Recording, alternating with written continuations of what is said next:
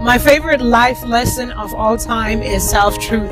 Self-truth has taught me a lot. And it's so funny to me sometimes because I chuckle about this, because I come from a history where there was never any self-truth. I lived in 99.9% denial and distortion. And I just thank the Lord above for such great transformation and revelation. And what I pity and I earnestly pray for are those who struggle with the gap of distortion and self-truth. There's a fine line between distortion and self-truth/reality. It is easier to live in distortion, and I could take it from my own experiences, because when I lived in a distorted reality, in a falsehood, in a false reality, it was easier for me to deny things that were obvious. It was easier for me to not look at truth, because sometimes not all people or not most people want to have that truth moment. And not all people, so it's easier for you to look away and be in denial, and denial eventually turns into distortion of the reality. And so most times you can only do that for so long until it wears and tears you down. I mean, I know it did for me. And at that point in time in my life, I was getting sick and tired of not standing in my truth, but it wasn't a realization like, I'm not standing in my truth. No. It was just, there was slow accumulation of processes that were happening in my life, where we don't even have to go far. We could talk about weight itself.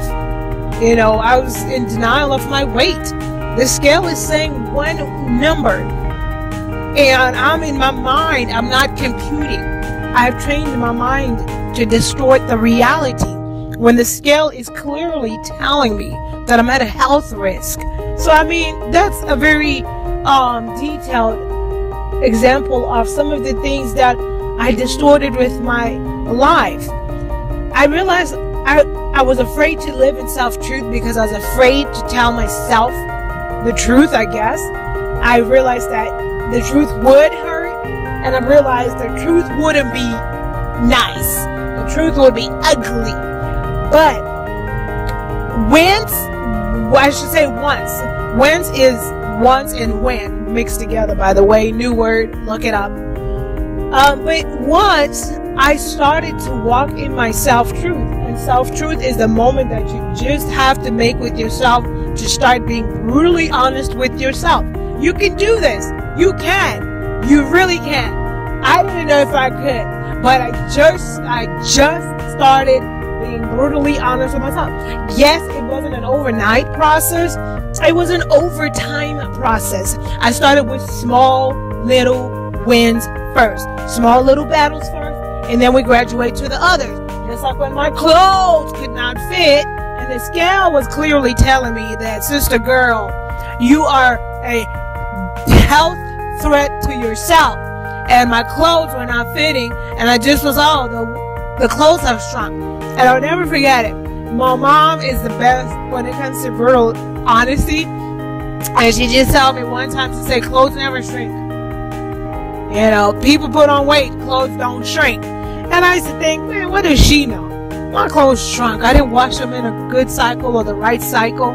But you know, reality is, I had the same clothes. They were not washer sensitive. I put on weight. I could not fit those jeans because I had put on some weight, because the scale was telling me that. But the minute the reason why I love talking about self-truth is because it is so liberating and it is so freeing. The minute that I started catching on to the small parts of my life that needed the reality and the truth of it, I started being able to tackle the bigger aspects of my life. For instance, when I started to realize that, okay, I've been lying to myself about the scale, and it's not, the clothes did not shrink, I realized at that moment, even though it was still a process, that I had to do something to change that behavior. And that's why when I say, when you start walking and living in your own self-truth, the reality of your truth, it's freeing, because at that moment I realized, and it's freeing and it calls you to action. At that moment I realized, okay, I have to do something about it. And that's what gave me the motivation to start doing what I needed to do, I should say, in terms of joining a gym, changing up my eating habits, not eating late, watching what I ate, because my conscious mind was now aware of what I was doing in the truth. And it's a process, and I get that, but you have to really look at yourself brutally honest, and take a paper, take a pen, write it down, and ask yourself brutal questions and answer them honestly, no matter how painful they are. Answer them. Answer them to eliminate distortion. Answer them to eliminate denial. Free yourself, because once you start learning how to live in your truth and you start to free yourself, you will not have people around you and thereafter that dictating how you should live your life, who you should be, when you should go, how you should go, and all this other. There's wonderful people in the world. There's people that just they're manipulators, I should say, humbly, because I don't want to really dive into big name calling, but just as a word of experience, there are people there, and the intentions are not, I want to get a hold of her or him and control his life to the death.